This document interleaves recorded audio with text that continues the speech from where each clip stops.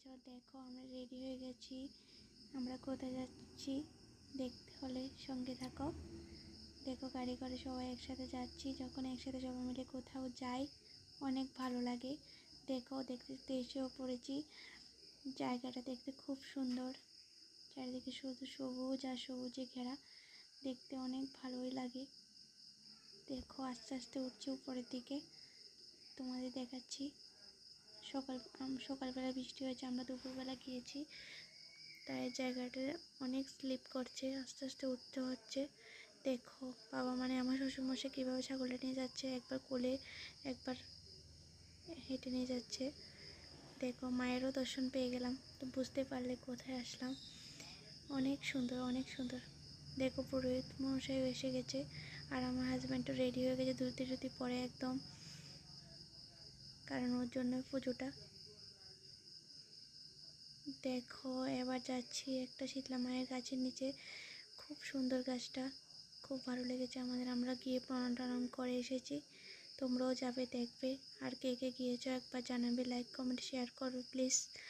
চারিদিকে ভিউটা তোমাদের দেখাচ্ছি, খুব ভালো দেখতে।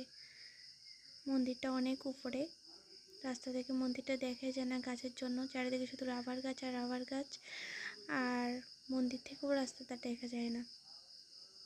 কেউ না দেখলে সামনে থেকে বুঝবে না।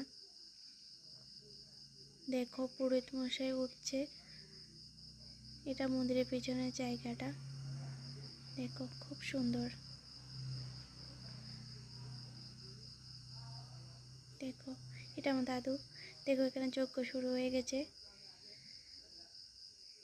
আমার তো ভালোই লেগেছে। দেখো মায়ের মুখটাও তখন কত সুন্দর, দেখো লাগছে। আর দেখো যজ্ঞের আগুনটা কত উজ্জ্বল, ওয়াও, আমার তো খুব ভালোই লেগেছে। আর দেখো সবাই মিলে একটা ক্লিক নিয়ে নিলাম,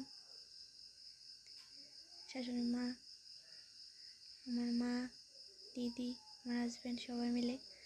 আর সবাই মিলে এক্ষুনি অঞ্জলি নিয়ে নেব। আমরা আরও অনেকেই গিয়েছিলাম, কিন্তু সবাই তো আর অঞ্জলি নেবে না, আমরা 4-5 জনে নিয়েছি, কারণ সবাই উপোস থাকতে পারে না, আর পারেও থাকেনি, আর অনেকে আছে ছোটরা, তারাও তো পারবে না, তাই আমরা নিয়ে নিলাম।